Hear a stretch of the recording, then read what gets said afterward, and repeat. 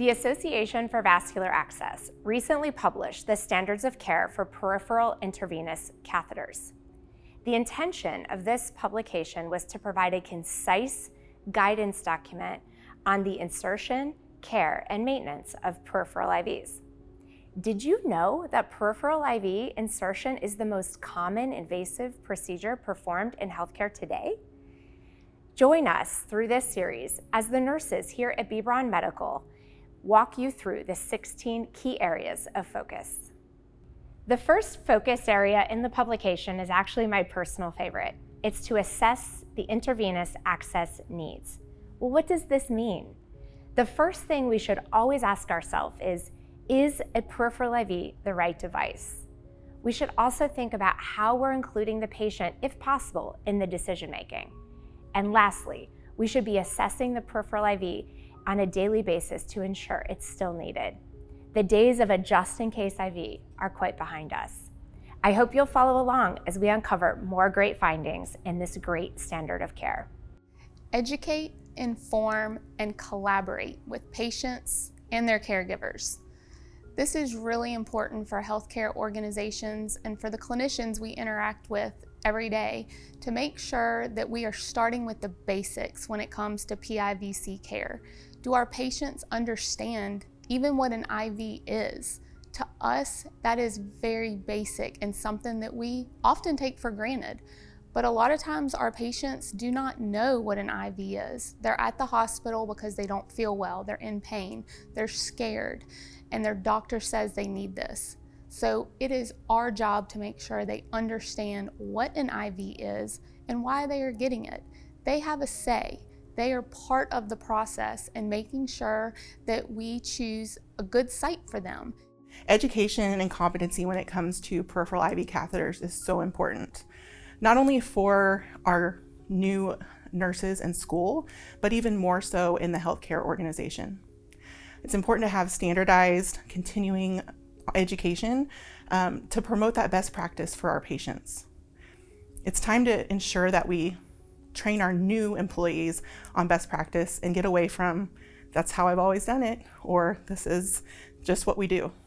The fourth standard of care for peripheral intravenous catheters is to ensure safety during insertion and management of that catheter. As a healthcare practitioner, I am responsible and accountable for the safety of my patient as well as myself and my colleagues. We must follow the policies and procedures of our hospitals for both the insertion and management of our PIVCs. This way, we're reducing the risk of needle stick injuries as well as potential intraluminal contamination. The fifth standard focuses on choosing the right IV site and device. We need to take a patient-centered approach when choosing an IV site. It is important to evaluate things such as the patient's vein health, their anatomy, and their clinical needs. We should prioritize veins in the upper extremities while avoiding areas prone to flexion and movement. Equally important is device selection. We need to match the catheter to the patient's needs. We should be selecting the smallest gauge catheter that can deliver the patient's prescribed therapy effectively. Overall, every time we choose an IV site and device, it is important that it meets the patient's unique clinical situation. The sixth standard of care for PIVC focuses on pain reduction and comfort strategies. The standard indicates that we should apply pain reduction and comfort strategies for insertion and removal for all patients. There are many options available to our patients, both pharmacological and non-pharmacological. We commonly think of pain reduction strategies for kids because that's what we've always done. But all patients, even adults, deserve the best possible IV experience. Maximize first insertion success. This should be every clinician's goal and patients too. What does it entail? 1, we need to thoroughly assess the vessel and the patient. 2, we need to use vein visualization technology. And 3, we need to identify the difficult IV access patients and escalate when necessary. 1 stick should be the standard. Using a aseptic non-touch technique in inserting and maintaining IVs is a crucial part of the process. Being that IVs are the most commonly used procedure in hospitals, this is an important part of preventing infection. In all phases of inserting, caring for, and maintaining an IV, an aseptic non-touch technique should be utilized. Developing a bundle for caring for the IVs, as well as removing all IVs that are inserted not using an aseptic technique, is part of this process. I oftentimes hear it's just an IV, but I personally have had a friend whose father succumbed from an infection from a peripheral IV. So assessing the sites routinely, checking for clean, dry, and intact dressings, disinfecting prior to each use, and listening to our patients when they have complaints of pain or discomfort can all reduce treatment interruptions and improve the overall outcomes of peripheral IVs. One of the peripheral IV catheter standards of care that really resonates with me throughout my nursing career is ongoing need. I've often thought to myself when walking into a patient's room, why does this patient still have a peripheral IV catheter? Well, it's really important that we're assessing daily whether or not this peripheral IV catheter is appropriate to their care plan. Whether it be in an acute care facility or an outpatient or a skilled nursing facility, it's really important that we're making sure that peripheral IV is appropriate to their care plan. If it's been greater than 24 hours or the IV isn't needed in your patient's plan of care, it may be time for removal. Some things to consider. 1, always assess your site for signs and symptoms of infection. It's not only important to educate your patient, but also your patient family members on what to look for on discharge. 2, always use aseptic non-touch technique. 3, keep patient comfort in mind. I know if it were me and my IV dressing was being removed, an adhesive remover would be something that I wanted.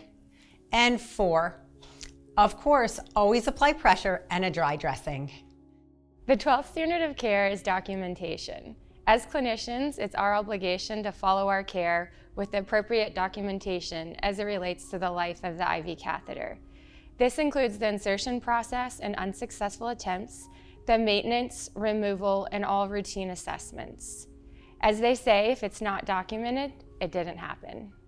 The 13th standard of care for peripheral intravenous catheters is to remove and replace only if needed. This is really important because in my practice, we usually replaced PIVCs at a regular interval, whether it was 3 or 4 days. But if the catheter is still good and it's still needed, let's leave it in place and use it. On the same token, if it's no longer needed, they should be removed. Whenever we're replacing or removing PIVCs, we should always ensure we have proper documentation. The 14th standard of care for peripheral intravenous catheter insertion is vitally important to healthcare providers across the country. As a healthcare provider myself and a critical care nurse, it is important that we continually grow and perfect our craft. The routine quality assessment of the insertion and management of PIVCs is important because it allows us to develop trends, areas of improvement, and the advancement of clinical practice, not only for the clinical participant being assessed, but for the clinical organization as a whole. Our patients need to feel safe, and this includes when we start IVs. Just the mention of an IV can create fear and anxiety in many people. Cultural and psychological safety is important. Our patients need to feel heard, valued, and respected, especially in times of illness and stress. Health equity doesn't start overnight. To me, this standard means that we need to train nurses with health equity in mind. We need to give them education on what different comorbidities look like in various skin tones. We need to provide them with technology to help mitigate those risks. And we need to stratify our data to include looking for health inequities, and we need to take action to mitigate those disparities. We're very thankful for the Association for Vascular Access and all the authors for the newly published PIV Standards of Care. We're anticipating that the new standards of care will have a significant impact on hospitals and policymakers, ultimately helping to impact patient experiences with IV insertion and their care. The clock is ticking, so be sure to download the publication to identify how the new standards will be incorporated at your hospital. On behalf of the clinical success team here at Braun Medical, we support the new PIV Standards of Care, and we look forward to working with you and raising the bar with IV care.